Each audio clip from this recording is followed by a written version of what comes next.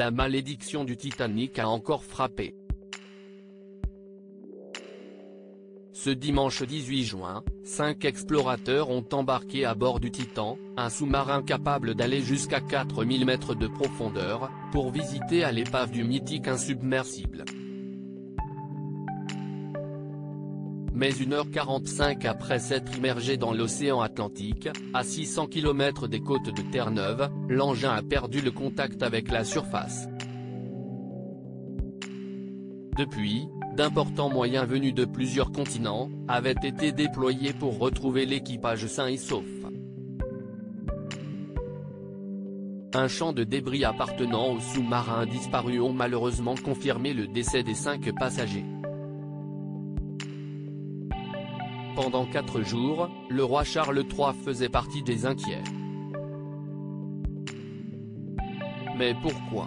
Comme l'a indiqué le Daily Beast ce mardi, le souverain avait demandé à être tenu au courant de l'avancée des recherches car, à bord du Titan, se trouvait notamment Shahzada Dawood, un magnat pakistanais de nationalité britannique qui, depuis longtemps, soutient financièrement le Prince Trust International et le British Asian Trust, 2 organismes fondés par le monarque en 1976 et 2007.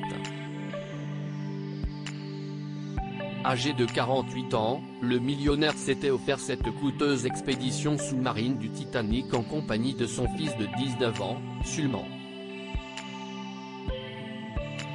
Supérieur à Charles III, de prince héritier à roi d'Angleterre, retour sur sa vie en images de britanniques parmi les victimes du Titan. Le cabinet du roi britannique avait par ailleurs déclaré que Charles III adressait ses pensées et ses prières à la famille Dawood, très influente au Pakistan.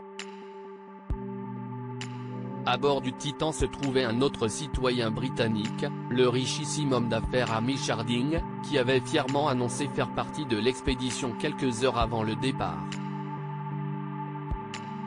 À 58 ans, le PDG de l'entreprise de vente de jets privés Action Aviation, détenait de nombreuses mentions dans le Guinness des records.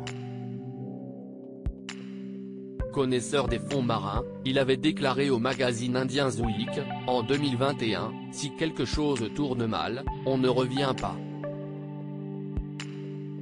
Cet explorateur de l'extrême revenait alors de la fosse des Mariannes, la partie la plus profonde de l'océan connue à ce jour, 11 km sous la surface de l'océan Indien, à bord d'un submersible à 2 places. Les passagers du Titan comptaient également le Français Paul-Henri Marjolais.